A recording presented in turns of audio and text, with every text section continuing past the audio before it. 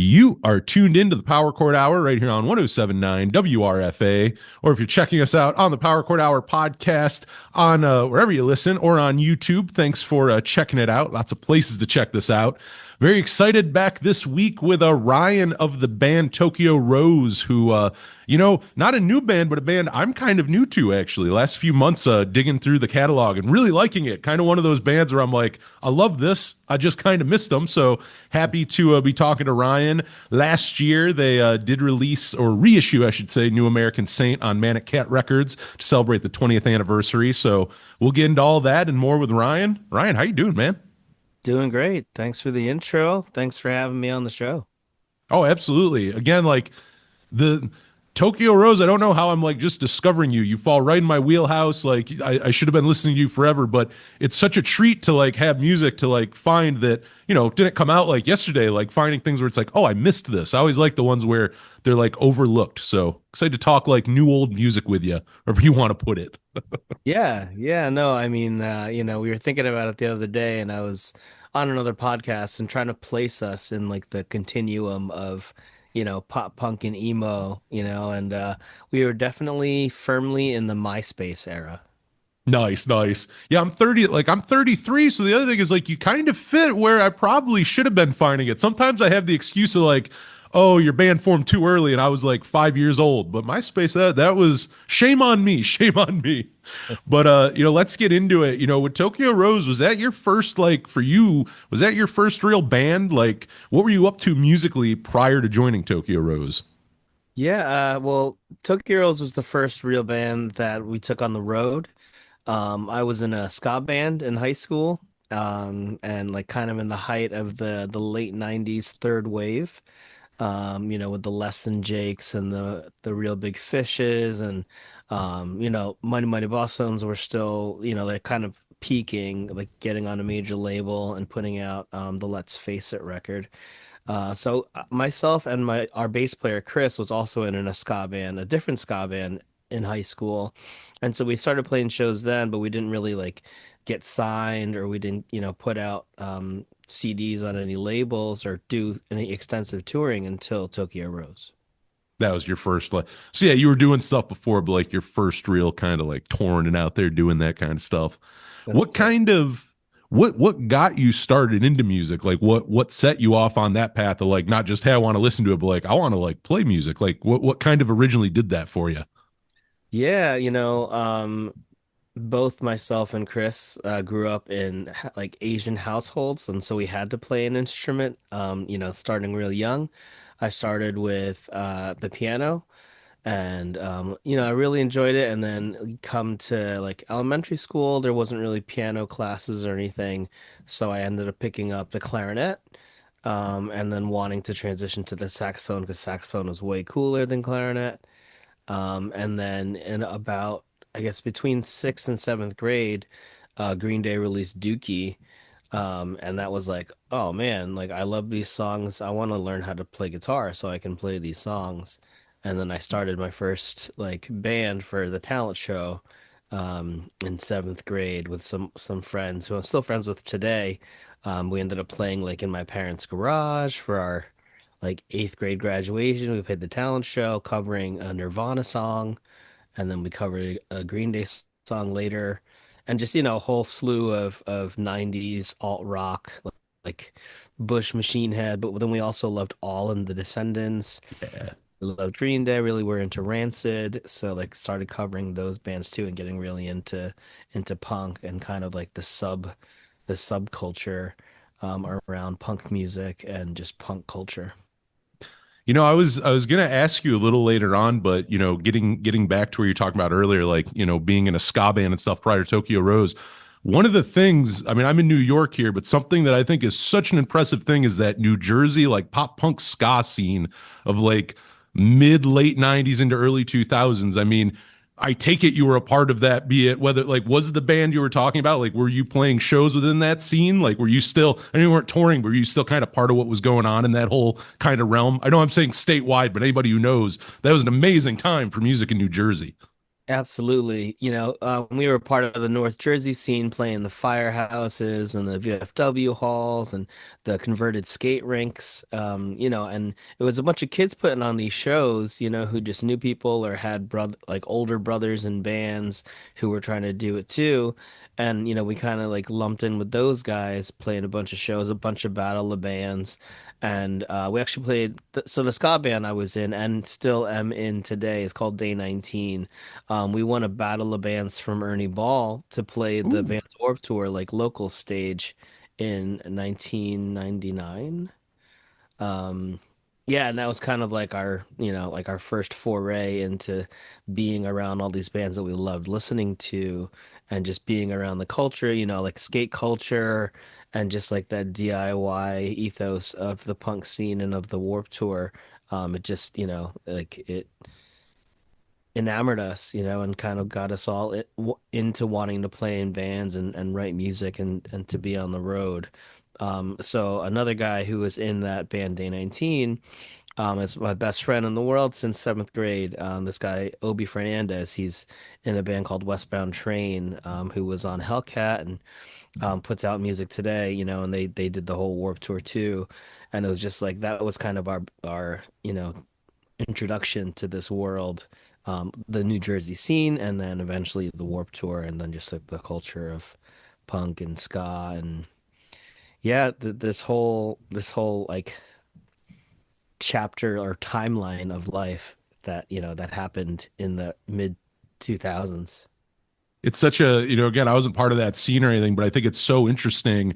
Another, kind of going off this, because I've talked to a few people who are part of that. And like for you, when you got out of the scene, and like you were talking about, like with Tokyo Rose and you start touring and doing stuff, was it ever like I've truly talked to people who went when we started touring, we thought everybody had this kind of music scene everywhere. Was there any kind of shock when you started touring, going like, oh, not every place does have like there's not 17-year-olds putting on these like really well attended shows in like VFW halls everywhere, or like, in the middle of Iowa, maybe that's not going on. Was any of that a shock when you started kind of touring, or did you already kind of get an inkling that what was going on there was kind of special and, somewhat contained? I think a little bit of both. We expected kind of scenes to be happening all over, but this is before social media. This is before even MySpace. It was in the Friendster days, and like so just trying to like meet people and talk to bands who had somewhat of a following. It was kind of like a lot of cities on the coasts. And then, some in like Chicago and the Midwest area, St. Louis, but like largely most of the stuff in the middle was a little bit hard to find. Especially because there wasn't like a magazine that had all like local promoters or local bands that were putting on shows. So a lot of it was word of mouth. A lot of it was like through AOL.com emails, instant messenger. And Friendster links really like just getting to know people that way. Wow, and that's it. I haven't thought much about this, but I think the other interesting thing is obviously the internet has done so much with booking shows and doing all that, but like I feel like you were probably at the beginning of that because we talk about like Friendster and stuff. That's kind of ground zero for like social media and that whole networking. I mean, I don't unless there's really like proto Friendster, whatever that is, you're kind of at like the ground floor of that. So even that's kind of interesting that like because I'm sure you were there for that transition too of like getting into the internet versus like before where you don't really have that. Like you don't have that networking tool. And then all of a sudden it's like, oh, we have Friendster and AOL and all that. Yeah, that'd be crazy. Yeah, it was pretty tricky. I still remember to this day, like asking our parents to like print out at their jobs like directions to the next show and like having them, like hand it to us or like having to write it down, having to look at atlases and maps and stuff to find, the best route to the next show. Yeah, no, that had to be absolutely crazy. Let's talk a little bit about the reissue again of New American Saint that came out last I believe around last summer last year. And yeah, that is out on Manic Kat Records. How did that kind of all happen? How did the reissue kind of go about? Like with, how did this all obviously the 20th anniversary, but how'd you kind of find out it was going to happen? Yeah, we had really moved on with life. We hadn't played a show together since I want to say like towards midway through 2008. Wow. And so we were, like we all have kids and families and jobs and mortgages and all that stuff. And some of the other guys like had been playing in other bands, prior. But most of us, were just kind of, doing life. And we get a Facebook message of all things from a friend, John Damiano, who is kind of the brains behind the Emo Night Karaoke outfit. And they travel all over, putting on shows where they play, covers of all our favorite bands and favorite songs from this era and this genre of music. And he was like, "Hey, have you guys ever done a reunion show?" And we were like, "No, like we've kind of moved on. We left the door open, but we never like officially broke up, but we went on kind of an indefinite hiatus." And he's like, "Well, you guys should do a show. I will help you put it together. I'll help you like book a room." And that show turned into like a sold out show, and then a weekend of sold out shows kind of as our reunion. And we'd had so much fun playing those shows and like playing music together again that we started writing music again. And then we, got a couple more weekends with friends all over the country, like on West Coast, Midwest, and then up and down to Philly and back, and down to Virginia and back, where we were just playing shows. I think we played 20 something shows last year, which was, more than we had done in the last 15. And yeah, just we were having fun m playing music and making music. So we got in touch with Manic Kat Records. Pete is a friend of John's as well, and was like, "Hey, like I love that Tokyo Rose is back. What do you think about doing a 20th anniversary reissue of the New American Saint album?" We're like, "Wow, that it's actually 20 years since that record came out." We're like, yeah, but let's do it on vinyl. Like we never had any of our albums on vinyl." And he was like, "Oh, vinyl's great. People like love to collect vinyl. There's absolutely a way to do this." So yeah, we kind of dug up two additional songs that didn't make the final cut for that album and attached them to this deluxe reissue, and now they're all part of this catalog. It was all remastered for vinyl and for digital by John Niclario, who is kind of famous in the New York, New Jersey, Connecticut scene. He's been a producer for many of the bands in the North Jersey scene that we loved growing up, like Humble Beginnings. Oh I yeah. believe he's done the first My Chem record, Three Cheers. I think he worked on that. And just a bunch of albums. Welcome Home Travis, a band that we played a lot with at the beginning. Just bands that we loved and, sounds that were really true to the genre. And we said, you know what, why not? Let's do it. And that's kind of how that came to be last year. So it's technically going to be 21 this year. It's crazy.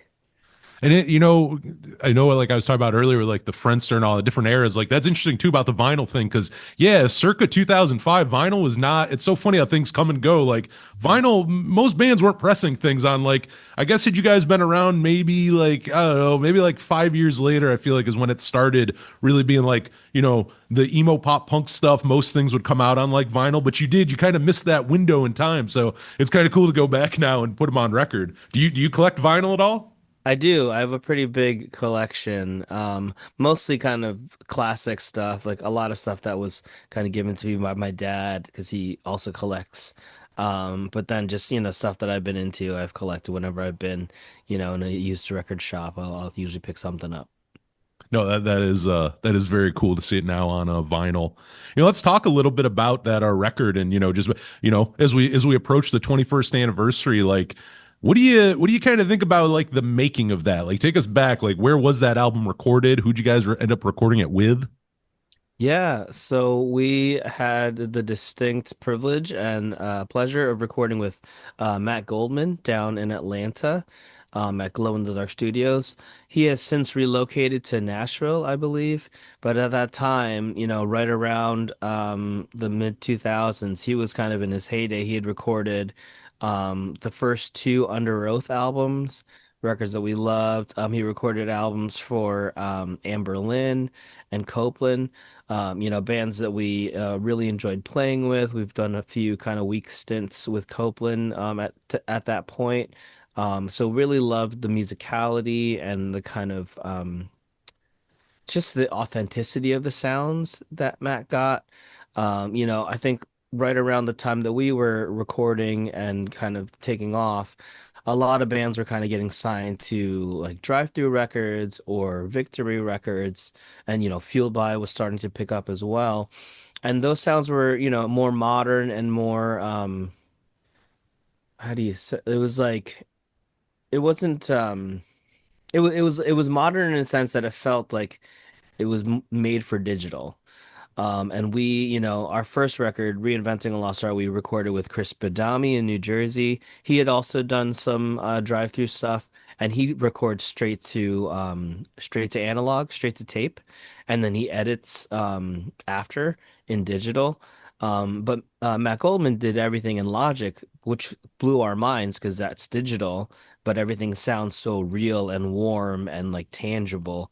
But we used a lot of, his guitars and amps, and we were able to go in and say, hey, this sound in a Copeland song, like we love the character of that. What amp did you use, Or like the heavy part or the wall of guitars on an Under Oath song. It's like, how do we get massive guitars like that? And then also, Matt as well is just a gifted musician, a great drummer in his own right. And so he was able to help us craft some really unique drum sounds for our drummer at the time. So it really felt like, to be able to work with a kind of a bespoke producer who, already was well versed with the sounds we wanted, and then was able to kind of like draw the performances out of us for that album. No, that is very cool. Something I was even thinking when you were like talking there about, just the era in which it was recorded and like, you're talking about the drive-through records and the Fueled by Ramens and all those. And like the my last episode, I was talking to Chris Fafalius of Punchline, and they were on Fueled by Ramen, and 37 Everywhere came out '06. And I had not thought about this until talking to him where there really is that line where I mean, yeah, like your Fall Out Boys and all those bands are doing well, but then they blew up. And that was around like '05. So I was talking to him about like when they were recording 37 Everywhere, if those bands had kind of blown up yet while recording. So like for you, when you guys were recording this album, I mean, had like Fall Out Boy kind of went from that, obviously they're big on like Take This to Your Grave, but went from like big in the scene to like, oh, these are like household names. Like had that kind of explosion happened while you're recording this, or did that kind of happen afterwards? It was a little bit after. It was like around, I want to say, yeah, '06, '07 is when, like, you saw Fall Out Boy on MTV, playing like the Summer Beach House or whatever, and really taking off. And that was amazing to see because, we hadn't played any shows with them, but, had heard of them and had seen, their posters in all the clubs that we were on tour in. And obviously hearing Take It to Your Grave, it was like, wow, this is fresh and new, and like this is gonna go places. Seeing those, and then them like then kind of like taking a break after that for a little bit, it's like, whoa, was it too much too fast? But to see them kind of come back even stronger, and the songwriting even better. It makes sense. Those guys are pros and they're amazing at what they do. But yeah, it was kind of like our time was just before their kind of explosion. Yeah, I was because like I forget about that till I was talking to him, and I was like, yeah, you know what? Now you're saying that because I think he said things were starting while they were recording. It's like, oh yeah, you'd hear like bars would be playing like Fall Out Boy, and but not like like it's not like emo night or something. That Right. really wasn't a thing then, obviously. But like it's not a niche like bar. It's like, oh no, you're hearing like you're hearing them in the mainstream. So no, I think that was a very interesting point for that kind of music. Mhm. And then talking about your time in the studio and everything, how about like touring on that record? I mean, I take it, did you guys tour pretty hard for this album when it came out? We did, yeah. I think '05, '06, '07, those were like our real, we were on the road, I want to say like 8 months out of the year. Oh, geez. Just like back-to-back tours with maybe a couple days off here and there. We did three stints on three different Warp tours, so it was definitely a grind. We were, crisscrossing the country most of the year. And then, we were lucky enough to in '05 go to Japan for the first time with a band called the Rocket Summer. And then we went to England in '06. And then in '06 as well, we got to tour with Taking Back Sunday, which is our biggest tour that we got to do. Oh, that has to be pretty sweet. Yeah. No, that is cool. Were they? I know, like around that time, they did like an arena tour. You guys like playing arenas at that point, like with them on that tour? Was that like around that time? Yeah, so 2006 is when Louder Now came out, Yeah, which is yeah. the second record with our good friend Fred Mascherino. And so they took us out for the release of that album. And I think I I never remember where exactly, but it was like Midwest and then down the East Coast. And it was like we got to play a hometown show with them. We got to play, Adam kind of grew up in North Carolina, so we played like a hometown show down there with them. And we played the Midwest and like some of the bigger like House of Blues and stuff. And yeah, they were blowing up. I mean, that album, I still think that's their finest album. It's a complete record, like no skips. Um, and the fact that that's 20 years old this year, it's blown my mind. Did you kind of, because I was thinking about that. I know they're not a New Jersey band, but I mean proximity wise, like had you guys like known each other earlier on throughout the years? Like even like pre Taking Back Sunday, like did you know any of those guys? Like because again, I feel like it's close enough an area where I feel like it wouldn't be that crazy if you were attending the same shows or bumping elbows somehow. Yeah, we were bumping elbows constantly, whether it's with Taking Back or with like some of the guys in Brand New, and Fred being from Eastern PA, our bass player at the time was spending a lot of time in Eastern PA. He went to school at Drexel before joining Tokyo Rose, so he was in Philly a lot, and he met Fred through Breaking Pangea and Brody before that, because Fred's just an amazing musician. He's always been in bands, and he's played everywhere with everyone, which is still true today. He plays with lots of people, and he's just, a great friend. He's an amazing musician. I always say like he's one of my guitar heroes in the scene, absolutely. And he's just been really kind and generous. Actually, he and Steve Angelo produced the new EP that we're putting out later Ooh. this year. Oh, very nice. Wait, so we even got some new music coming our way.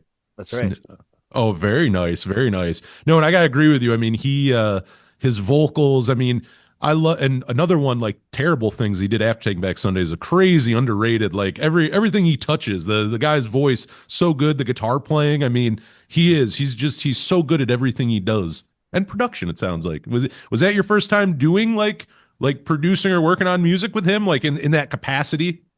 Yeah, well, on the New American Saint album, he gave guest vocals to Oh, one of that's the right. songs, and that one became one of our more popular songs, just because he's on it.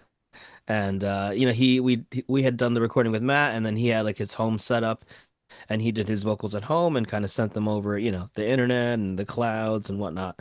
And we got that, lined up, and it made that song really, really pop. And even before then, we had been friends, and we had seen each other on the road. We played in a few shows with them in Eastern PA, and I want to say in Delaware as well, because Breaking Pangea was, this amazing trio that, it was Fred and the bass player I think was Clint, and then their drummer Will Noon, who went on to join Stray Light Run and then played in Fun.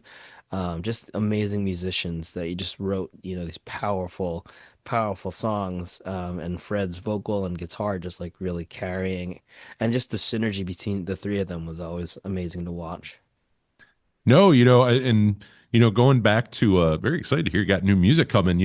I don't, and again, I don't know how much you can say or get into details, but I mean, like, how long has that kind of been the works? Like, when did you kind of go and record that? Was that like recently? Was that a little while back? Like, how long has that been being worked on? Yeah, it's kind of been we've kind of gone back in kind of stints, because since Fred's been on the road quite a bit in the last year, we've kind of had to time it where when he was home that we could all get into the studio together. It's a 5-song EP that is it's in the can, it's all recorded and mixed. It's gonna be mastered soon, and we will have some updates. Our hope is that in the summer of this year, that you'll see a full EP, new EP from Tokyo Rose, on Manic Kat Records. Oh, super exciting. No, I'm excited to look for that. We'll definitely be playing new stuff when that comes out.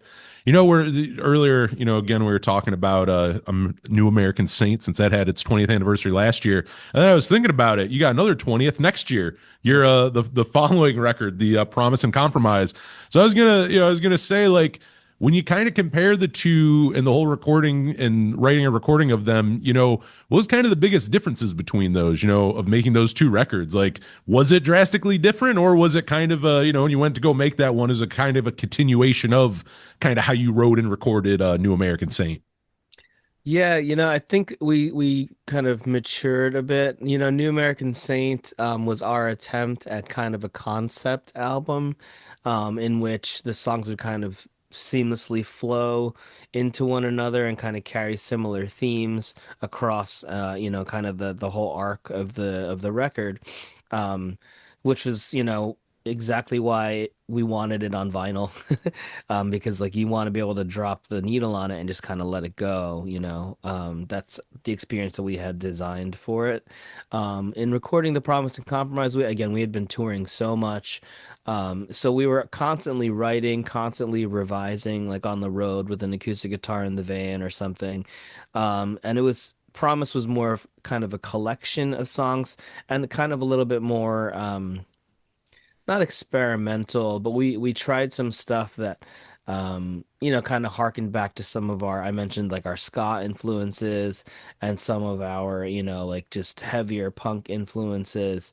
And then, just kind of being around those other bands, kind of taking influences from them too. I mean, being on the road with Taking Back, it's hard not to, really admire their musicianship and their tightness and their ability to kind of jam sections out. So we kind of some of the songs on The Promise were kind of like birthed from jams that we had, in practice and that, tended to kind of work and lend themselves to becoming songs. Oh, very nice, very nice. Did you, and obviously that ended up being the last, full length for kind of that era of the band. Now we got new music coming, but did you, going into it, did you guys know, did you have any inkling it was going to be the last record, or was that not, did you not really know that when you were going in and making it? We didn't know it for sure, but we know that that was the last album that we were contracted with Sideshow Records. So we kind of wanted to, put forth all of our effort into it and try to make it, sound sonically as good as it could sound and, to feel as like kind of firing on all cylinders. So there's a lot of, really heavy guitars and like a lot of kind of ballady type vocals over some, kind of like pop punk emo stuff. So, you're trying to really get out all that we could from our influences and our writing abilities and our play abilities. So yeah, it was kind of like this could be our last hurrah, so let's just, take the brakes off. Just go for it. Yeah, just go for it. Well, as we start closing up here, again, we got new music coming later this year. Is there anything else in the planned for Tokyo Rose in 2026 or beyond? If you have any other projects, you have anything else kind of lined up for the rest of the year musically? Yeah, well, I mean, we have this new EP coming out, on Manic Kat Records. It's tentatively titled Never Say Die, kind of, and it's, lyrically kind of about just not letting your passions, not letting that the prime of your youth, like that energy, fade away and kind of continuing to fan into flame, whatever you're passionate about. And so, though we kind of let life get back in the way, like we've been rejuvenated and we want to see where it can go. The fact that Warped Tour is back, the fact that there's like, Matt Cutshall's Emo's Not Dead, like they've got the cruises and stuff. It would be fun to play those shows, with the bands that we came up with. And then we would just like to just be around to see who's new, who's coming up in the scene, and who can we like shout out as well. Because again, being friends with Fred has his record label called Heading East, and a lot of the bands on there were like, oh, we really like those bands. Like, we'd love to play shows with those bands, or like for those bands to be on bills with us so that like our old fans could experience kind of the new generation of punk and emo. Because that's what perpetuates the scene, just like people who have been there trying to help people who are trying to get there, and that just continues. Well, I mean, we got these reissues to hold us over till we got new music. Where can we find where can we go grab music online? Where can we find the band online? Where all we send people now if they want to go check things out for Tokyo Rose. Yeah, I mean, we're on Instagram, we're on TikTok at Tokyo Rose NJ. A long time ago when we started the band, we could not have TokyoRose.com, so we attached the NJ to our name in some instances. And so our website was TokyoRoseNJ.com, which is, now defunct. But so Tokyo Rose NJ is our handle on all the socials. And Manic Kat Records, Manic and Cat with a K, records.com.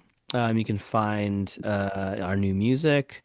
We have a single that's already out called Something Sweeter that came out in January, a new single that's going to be out later this month, and then the full EP, hopefully in the summertime. And yeah, just keep your eyes out. Check out Manic Kat Records and wherever you get your music digitally, and I believe we'll have CDs printed as well. So yeah, it'll be out there. We just hope that you guys can get your ears on and enjoy it. No, Ryan, this was a blast talking. And yeah, before we go, do we miss anything? Anything else to let the good people know before we close this out? No, I mean we're happy to be back. Like, we're happy to just be playing music and seeing old friends at shows and meeting new friends, new fans. It's been a great ride. Well, very nice. I am Anthony Merchant talking to Ryan of Tokyo Rose. You got New American Saint reissue out now on Manic Kat Records. You got new music coming out later this year on Manic Kat Records and the new single out now. So, yeah, I will be back next time with more. Thanks for tuning in. This is the Power Chord Hour right here on 1079 WRFA.